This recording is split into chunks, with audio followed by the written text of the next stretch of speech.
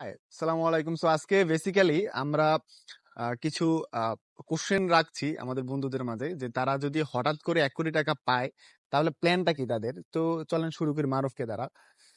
So মারুফ, আমি যদি তোকে এখন 1 কোটি টাকা দেই, হ্যাঁ, হ্যাঁ।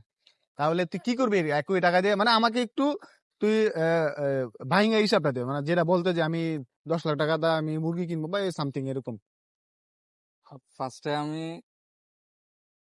20 লাখ টাকা বাজেট রাখতেছি। পুরা ইউরোপ আমেরিকা আমি ঘুরবো 20 লাখ ঘুরবি টাকা শুধু দিয়ে। শুধু হ্যাঁ, ঘুরা? ওকে, 20 লাখ গেল, আর আরো 80 লাখ। আর 80 লাখ, 50 লাখ টাকা দিয়ে একটা বাড়ি করবো। ও আচ্ছা, ঠিক আছে। আর তাহলে কত? 30 লাখ? 30 লাখ, 30 লাখ দিয়া কি বলা যায়? কিছু জায়গা কিনবো, এরপরে জায়গা হয়তো কি একদম 30 লাখ টাকার জায়গা? না 20 লাখ, 20 লাখ আর 10 লাখ? 10 লাখ কিছু গরিব মানুষের মধ্যে দান করে দিব। 10 লাখ?